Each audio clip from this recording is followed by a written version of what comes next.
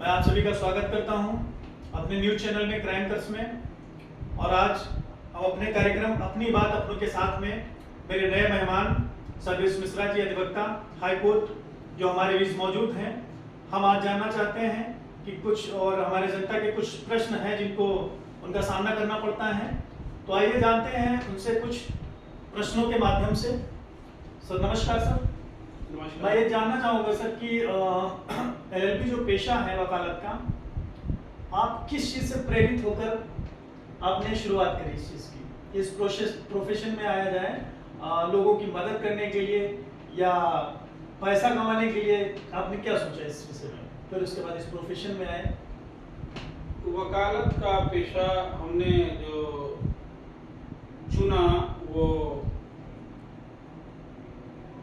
सामाजिक व्यवस्थाओं को देखते हुए, कुछ ऐसे लोग थे, कुछ ऐसे तबके के लोग थे जो हमारे बीच मौजूद थे और उनको वो राइट इंडियन कॉन्स्टिट्यूशन देता है, न उस अधिकार को हम छीन सकते हैं, न कोई ऐसी व्यवस्था है जो उसको छीन सके, लेकिन वो उनसे वंचित दिख रहे थे। जैसे कि अपने कॉन्स्टिट्यूशन में कहने की बात है राइट टू स्पीक, लेकिन वहाँ पे अधिकार तो मिला है, लेकिन वास्तविकता में क्या उनको अधिकार मिलता है? आप सही कह रहे हैं, आप सही कह रहे हैं, लेकिन आज का जो माहौल बन चुका है, जो व्यवस्थाएं बन चुकी हों, चाहे वो न्यायालय हो, चाहे वो वकील का चैम्बर हो, या जो है सरकारी दफ्तर हो, कोई भी ऑफिस हो, जहां वो नियम कानून कायदे की लिस्ट तो लगी है, बड़ा भारी एक वो बोर्ड लगा है जिसमें शर्तें लिखी हैं, नियम लिखे हैं, कानून कायदे लिखे हैं, लेकिन वो सब दिखावटी है। चाहे किसी भी क्षेत्र में कहीं भी आप पहुंच जाए तो वहां सही गलत का कोई निर्णय नहीं होता है, वहां निर्णय होता है हार और जीत का। बिल्कुल बिल्कुल सही कह रहे हैं सर। वैसे किस सत्र में आपने जो है वकालत कंप्लीट करी अपनी? वकालत पेशे में हम आए हैं 2006 में। अच्छा, 2006 में। तो और 2001 में हमने वकालत कंप्लीट कर ली थी। अच्छा, एलएलबी आपने कंप्लीट कर हाँ, लिया? 2001 में रजिस्ट्रेशन करके वकालत में हम 2006 में आए हैं। 2001 में एलएलबी कंप्लीट करने के बाद मैं पीडब्ल्यूडी में ठेकेदारी करता था। अच्छा अच्छा, जी जी जी, आपका उसका भी अनुभव रहा? हाँ, तो वो करता था, हमारे पिताजी जो पीडब्ल्यूडी में थे, मैं इसी वजह से वहाँ ठेकेदारी करता था, लेकिन हमको कुछ लगा नहीं। वहाँ भी उस समय का जो माहौल था बहुत ही इस तरीके का था कि अब शब्दों में बयान नहीं कर सकते। वहाँ भी आए दिन गोली कांड, मर्डर, बवाल, तमाशा, लड़ाई झगड़ा, इस तरीके का माहौल बना हुआ था कि वही जो है फ्री के चंदन घस मेरे नंदन, अपने अपने तरीके से लोग जो वहाँ भी जो था कहीं 40% 50, इतनी कमीशन खोरी थी। वहाँ से मेरा मन उब गया, हमने कहा ये तो पैसा हमारे लिए बना नहीं है। उसके बाद हमारे पिताजी ने सजेस्ट किया हमको कि जो है आपके पास एलएलबी की डिग्री है, आप वकालत करिए, इसमें आप समाज की सेवा भी करते रहेंगे और जो चाहेंगे वो उस स्तर से जा करके आप सेवा कर सकते हैं, आपकी मेहनत से प्रसन्न होगा। बिल्कुल। तो और मैं जानना चाहूंगा कि आपने किसके सानिध्य में जो है अपने अनुभव को बेहतर बनाया, उसके बाद जो है आप केस लेना शुरू कर दिया और फिर आगे? हमारा जो टाइम बीता वो ज़्यादातर जूनियरशिप हमने करी, तो हमारे सीनियर थे वो जो है डीएम त्रिपाठी साहब, जो जी जी जी गोंडा से मिलान करते थे और जो है हाई कोर्ट में प्रैक्टिस करते थे, उच्च न्यायालय लखनऊ में, उन्हीं के सानिध्य में मैंने काम किया। उसके बाद बड़े दुख के साथ आपको ये बताना भी पड़ रहा है कि जो अभी कोरोना काल में ही उनका डेथ हो गया था। और उसके बाद काफ़ी स्तर तक रहा कि, और ये इंडिविजुअल तो काम मैंने जो है वही 2011-12 से करना शुरू कर दिया था। अच्छा अच्छा, और अच्छी बात है सर। उसी दरमियान हमने जो है एक अपना एसोसिएट बनाया, ये कालों के कालजे महाकाली। अच्छा, आपने अपने ट्रस्ट का गठन किया, आपने बनाया? हाँ, वो कब बनाया था सर ये हमारा बना है वही मान के चलिए कि कितने 14 दिसंबर में हमने इसका जो है फर्म का अपना कंप्लीट कर दिया था, कालों कालजे महाकाली लीगल एसोसिएट। और आज के समय में करीब 32 जूनियर हैं हमारे पास जो काम करते हैं, सब भाई हैं। जूनियर मैं किसी को नहीं मानता, सब अपने भाई हैं, भाई तरीके बात करते हैं, भाई तरीके काम करते हैं और हम सबसे खुश भी रहते हैं, हमसे भी खुश रहते हैं कि किसी से कोई प्रॉब्लम नहीं होनी चाहिए। अच्छा ठीक है सर, आजकल के समय में अगर देखा जाए तो वकालत पेशे में सबसे ज़्यादा चुनौती किस प्रकार की चीज़ों से करनी पड़ती है, चाहे वो न्यायालय में हो या कहीं और, जैसे कि लोग आते हैं आपके पास अपनी अपनी चीज़ों को लेके, अपने केस को लेके, बहुत लोग प्रताड़ित होते हैं, पीड़ित वर्ग के होते हैं, तो वो कैसा अनुभव रहा सर? वो ठीक रहा, लेकिन आज की जो स्थितियां, आज के 10 साल पहले जो स्थितियां थी न्यायालय परिसर की और आज की जो वर्तमान स्थितियां हैं, उसमें काफी बड़ा परिवर्तन हो गया है। आज जो न्यायालय में चल रहा है वो सही गलत का कहीं दूर दूर तक उसमें कहीं समावेश नहीं है। जिस प्रकार से अभी ई कोर्ट प्रणाली लागू की गई है, तो क्या लगता है पहले जिस तरीके से ऑफलाइन चीजें होती थी, अब ई कोर्ट प्रणाली के हिसाब से क्या आम जनता को उसका लाभ मिल पाए? ई कोर्ट प्रणाली लागू हो जाए या कोई भी प्रणाली लागू हो जाए, ई कोर्ट प्रणाली थोड़ा कार्य कर देगी ना, कोई मुकदमे में कार्रवाई आगे बढ़ा देगी, करना तो स्वयं को पड़ेगा।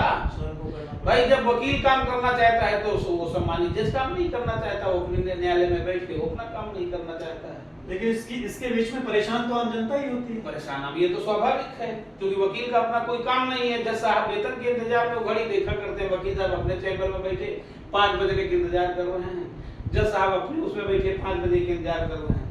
जबकि व्यवस्थाएं ऐसी बनी हुई है, अपना मानी जो अपने सुप्रीम कोर्ट रात में 12 बजे उठ के 1 बजे उठ के रात में काम कर रहे हैं। ये बिल्कुल सही बात है, लेकिन अपने मेरा व्यक्तिगत अनुभव जो रहा है, बहुत सारे ऐसे परिवार रहे हैं जो जेल में हैं, कहीं ना कहीं निर्दोष भी हैं, लेकिन उनको बेल तक नहीं मिल रही।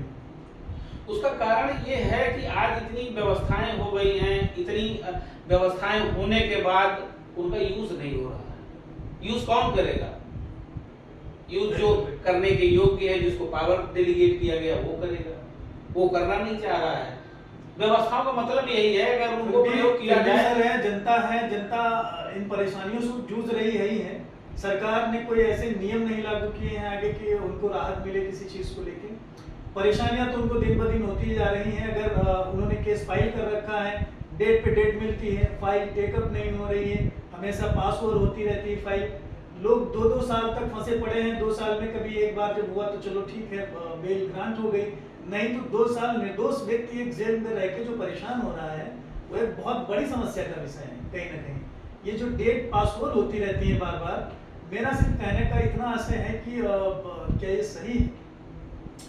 ये कतई सही नहीं है, मैं इसका पुरजोर विरोध करता हूँ। लेकिन इस विरोध करने से होता क्या है भाई? इसके लिए मेरे हिसाब से कुछ ऐसे कानून या व्यवस्थाएं उसके लिए बनाई जाए, जिस व्यक्ति का केस चल रहा है तो उसके लिए जो समय आपने डेट दी है, तो उस डेट में कुछ ना कुछ तो निर्णय आना चाहिए। हमारे कहने का मतलब सिर्फ आना चाहिए। लेकिन ऐसी इतनी प्रेगनेंसी बढ़ चुकी है आज की डेट में, 300 मुकदमे, 200 मुकदमे, 250 मुकदमे, 500 मुकदमे, 400 मुकदमे, 100 मुकदमे, 150 मुकदमे की लिस्ट सकती प्लस आपको फ्रेश भी सुनना है। तो इसके लिए सरकार को अपनी चीजों को बढ़ाना चाहिए। अपने न्यायालय में जजों की नियुक्ति करें, अपने स्टाफ को बढ़ाएं, चीजों को बढ़ाएं। वो आप कह नहीं सकते हो, वो चूंकि आप कह नहीं सकते हो, वो हम कह नहीं सकते हैं। जी जी बिल्कुल। अगर वो करेंगे तो वो आप विद्रोही साबित हो जाओगे। आप मतलब जो है वो नियमों का पालन नहीं कर रहे हो। इसमें आम जनता को बहुत परेशानी होती है और पीड़ित वर्ग हमेशा वो शोषण हो रहा है, उसका शिकार हो रहे हैं लोग। और सरकार का क्या है इसमें? कोई उस तरीके की कोई सामने मुद्दे भी नहीं आ रहे कि किसी न किसी तरीके से हम गरीब जनता को सपोर्ट करें। इसके लिए आप एक बार न्यायालय का भ्रमण कीजिए और देखिए वहाँ की जो कंडीशन है कि जो आदमी गाड़ी खड़ी कर देता है स्टैंड में, कार की पार्किंग में या मोटरसाइकिल वाली दो पहिया वाली पार्किंग में, अगर वो 2 बजे जाना चाहे निकल नहीं सकता है। इतनी कंडीशन इस समय डिस्टर्ब है वहाँ की जनपद न्यायालय की, लखनऊ की। अपने ऐसा ले लीजिएगा कि अगर किसी को कोई अटेंडम एम्बुलेंस की या आपातकालीन सर्विस की जरूरत पड़ जाए तो कहने का मतलब नियम या शर्तों पे कहीं ना कहीं कोई व्यक्ति काम नहीं कर रहा है। कोई व्यक्ति नहीं, उसके भी जिम्मेदारी हमारी आपकी है। बिल्कुल बिल्कुल। जब हम खुद ही ट्रैफिक रूल्स नहीं फॉलो करेंगे तो फिर कैसे आम जनता? बिल्कुल बिल्कुल बिल्कुल बिल्कुल भाई हम तो हम आम जनता में ही रहे हैं। भाई आप ट्रैफिक नियम की बात रही, आप हम तो कहेंगे हम वकील हैं भाई, हम काहे फॉलो करेंगे, आप कहोगे हम जज हैं हम काहे फॉलो करेंगे, वो कहेंगे डीएम साहब हम काहे फॉलो करेंगे, तो वो तो आम आदमी तो टेम्पू से बैठ जा रहा है, अगर फॉलो करो ना करो, उनको टेम्पू से बैठे अपना जैसे प्राथमिक रूप से। लेकिन हम लोग तो सामाजिक प्राणी हैं सर्वप्रथम, और समाज के लिए जो बनाए गए नियम है वो तो सभी के लिए समान रूप से बराबर है। ये कहने की बातें हैं, केवल ये कहने की बातें हैं, कहीं कुछ नहीं होता है। वही एक जो है एसडीएम का लड़का, वही एक डीएम का लड़का, वही एक आईपीएस का लड़का थाने में हुड़दंग काटता है, उसको 2 घंटे के अंदर थानेदार का ट्रांसफर हो जाता है और उसको छुड़वा दिया जाता है। और वहीं एक आम आदमी एप्लीकेशन लेके जाता है, इतना बुरा बर्ताव थाना पुलिस द्वारा उसके साथ किया जाता है। क्योंकि मैं तो वकालत में हूँ, कोर्ट कचहरी में हूँ, वकालत में हूँ, आज ये 25-26 साल हमको हो गए इसी पेशे में। मैं देख रहा हूँ जो स्थितियां बनती चली जा रही हैं, उनसे सीधे वो बात गवर्नमेंट ने तो स्कीम निकाल दिया कि वहाँ एक स्वागत कक्ष होगा, एक काउंटर होगा, उसमें जाके अपनी बात रखोगे, आपको ठंडा पानी पीने को मिलेगा, गर्म पानी मिलेगा, चाय मिलेगी, आपका स्वागत किया जाएगा, बैठाला जाएगा। इसके लिए बाकायदा बजट भी पास होता है। लेकिन तो सर पास होता है, आपकी बात एकदम सही है, लेकिन हर विभाग से बजट पास होता है हर एक कार्य के लिए, लेकिन वो बजट सामने जो कार्य के लिए आता है वो कार्य कभी होता नहीं। बजट सिर्फ कागजों पे पास होता है, बजट सिर्फ कागजों पे पास होता है और कागजों में ही दबके रह जाता है। वो समाज में उसका लाभ किसी भी आम जनता को उसका मिलता ही नहीं कभी। वो कारण है क्योंकि वो वही लोग बजट पास करने वाले हैं जो बताते हैं इतना मैंने पास किया है, तुम्हारे पास पहुंचाया गया कहाँ है। जो प्रक्रिया चली आ रही है उस प्रक्रिया में कोई बदलाव नहीं। और कहते हैं और फिर सरकार का ये मुद्दा है कि उसके जो आंकड़े हैं वो कहते हैं कि हमने अपने पूरे इस 5 साल के जो है कार्यकाल में हमने इतनी योजनाएं निकाली, हमने इतना बजट निकाला और ये सारी चीजें की, लेकिन लाभ तो किसी जनता को मिला नहीं। मिल रहा है, लाभ मिल रहा है, लाभ केवल एक मिल रहा है, वही गेहूं चावल ले लो जाके। गवर्नमेंट भिखारी बना दे रही सबको कि कोई ले लो जाकर। और शिक्षा नीति को देखा जाए कितने सरकारी जो अपने ये स्कूल थे, प्राथमिक विद्यालय थे, मैं उनकी अगर बात करूं तो बहुत सारे प्राथमिक विद्यालयों में आप जाके देखिए सिर्फ 4 से 5 बच्चे ही मिलते हैं, उसमें भी कोई सुधार नहीं। धीरे धीरे बंद होने की कगार पे हैं सारे, और बंद हो रहे हैं, प्राइवेटिज्म बढ़ रहा है।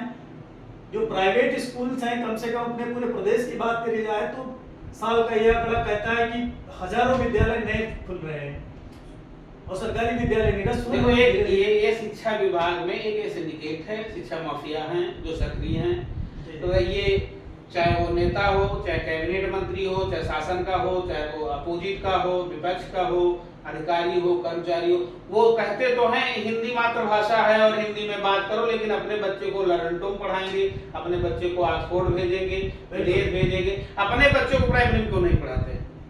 यही तो मानसिकता है। अगर मानसिकता अगर एक जैसी हो जाए तो भाई विकास होता है सभी का। और मोजा बैग लेके खड़े हो जाते हैं, स्टेटमेंट देंगे, पेपर में बड़ा-बड़ा फोटो छपवाएंगे कि बच्चों, गरीब बच्चों के लिए ये गया, गरीब बच्चों के लिए हमने बुकें वितरण कराई, इतना बजट किया, उतना बजट किया। तो मानसिकता ही लोगों की ऐसी है। मैंने मेरा व्यक्तिगत अनुभव ये रहा है सर कि मैंने देखा है कि जो शिक्षक प्राथमिक विद्यालयों में पढ़ाते हैं वो अपने बच्चे को ही एडमिशन अगर दिलाते हैं तो प्राइवेट स्कूलों में। ये सही है, सत्य है, ये ऐसा ही होता है क्योंकि उनकी सोच बदल गई है, उनकी व्यवस्थाएं बदली हुई है। ये आज से नहीं है, ये जब से इस व्यवस्था का चलन हुआ तब से ये व्यवस्था चली आ रही है। तो समाज में बदलाव आएगा कैसे? देश आजाद हुआ, देश आजाद हुआ, कोई भी एक ऐसा बड़ा नेता, बड़ा अभिनेता त्याग किया, निसंदेह किया, लेकिन वो यहाँ हिंदुस्तान में नहीं पढ़ा, पढ़ के बाहर से आया। तो त्याग करना नहीं चाह रहे हो, सैक्रिफाइस करना नहीं चाह रहे हो, हम कह रहे हैं कि हमारा बेटा है, हम वही पढ़ाते हैं, उसके बाद क्यों हम उसको जो है वहां पे शिक्षा नहीं दे सकते? क्यों प्राइवेट ही हम चुन रहे हैं? फैसिलिटी तो भाई गवर्नमेंट की भी बहुत सारी चीजें हैं, ऐसा नहीं। क्वालिफाइड टीचर हायर करते हो क्योंकि आप सैलरी दे रहे हो भाई, ऐसे हायरे गहरे को तो नहीं रख ले रहे हो ना, आप अच्छा वेतन दे रहे हैं। 42-43 हजार रुपए सैलरी आती, मासिक वेतन आता है उनका, उसके बावजूद कम से कम उनसे काम आप जो ले रहे हो वो दिन भर तो बैठे रहते, कुर्सियां तोड़ते हैं, क्या करते हैं? व्यवस्था वेतन देने की नहीं, व्यवस्था ये है कि जिस टीचर का अपॉइंटमेंट वहां किया गया है संबंधित स्कूल में वो वहां पहुंचता भी है कि नहीं है, ये उसने 45 को 25 में बेच रखा है। उस क्षेत्रों में कहीं ना कहीं मेरा एक बार भ्रमण हुआ है, मैंने देखा है प्राथमिक विद्यालयों में क्या करते हैं टीचर, वो समय से नहीं पहुंचते हैं या वहां पे किसी अपनी जगह पे किसी दूसरे को नियुक्त कर रखा है। हाँ ये है, सत्य है, ये ऐसा ही होता है। और वह व्यक्ति संचालन कर रहा है आपके पूरे कार्य को, लेकिन आप जब उस व्यक्ति की एलिजिबिलिटी नहीं है, आपने उसको वहां पे रख दिया, तो क्या उसका प्रभाव क्या पड़ेगा वहां पे? भाई समाज में लोग तो जान ही रहे हैं ना कि आप हैं वहां पे या कोई दूसरा व्यक्ति पढ़ा रहा है वहां पे। कई ऐसे मामले आए हैं, ऐसा नहीं, कई ऐसे मामले भी आए हैं, मैंने सुना है इस चीज के विषय में। शिक्षा का इस तरह से एक मामला हमारे सामने भी आया है, लेटेस्ट आया था। तो उसमें जो है वो एक जनपद का नाम नहीं लूंगा, वहाँ के एक प्राइमरी का स्कूल था। तो जी, जी। वहाँ का जो टीचर जो अपॉइंटमेंट था जिसका, वो तो जाता नहीं था, अपने राजधानी का रहने वाला। जी, तो जी। उसने वहाँ एक दूसरे को 30,000 रुपये सैलरी पे बना रखा था, वहाँ पे अच्छा, उसको अच्छा। अपॉइंटमेंट कर रखा था। संयोग से उसने इतना पढ़ाया, उस आदमी ने इतनी मेहनत और ईमानदारी लगन से काम किया, जिसको इस टीचर ने अपॉइंटमेंट कर रखा था, वो जिले में टॉप आ गया स्कूल। अच्छा। अब वो जब टॉप आ गया तो वो जो वहां से संबंधित आला, ये तो यहाँ जाते नहीं थे, ये अपना राजधानी का आनंद लेते थे। तो वो स्थिति जब वहां के आला अधिकारी वहां पहुंचे तो पता लगा टीचर कौन है, ये है, इनका नाम नहीं, वहां दूसरे का अपॉइंटमेंट था।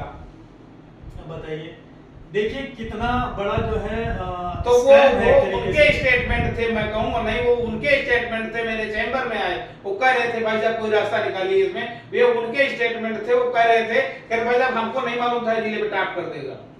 तो ये है, मैंने देखा है बहुत सारे जगहों पे होता है, कैसे ग्राम प्रधान होता है, ग्राम प्रधान की वाइफ बनी है और उस पद को संभाल कौन रहा है, उनके वो पति। हस्बैंड संभाल रहा है। तो पद की गरिमा भी तो बना के रखनी है। आप अब अगर आप कुर्सी के असली हकदार हैं तो आपको ही संचालन करना है उस चीज का, लेकिन लोग नहीं करते हैं। हालांकि छोड़िए, इन मुद्दों पे बात नहीं करते हैं। कुछ और भी चीजें जैसे कि बीएनएस है, आईपीसी, जीआरपीसी सी, जो ये चीजें हैं, इनमें बहुत सारे लोग कंफ्यूज रहते हैं। आम जनता का ये रहता है प्रश्न कि इसका क्या मतलब है। नई धाराएं कुछ आई हैं बीएनएस की, और आईपीसी कब लागू हुआ, आखिर ब्रिटिश शासन में लागू हुआ था 1860 में।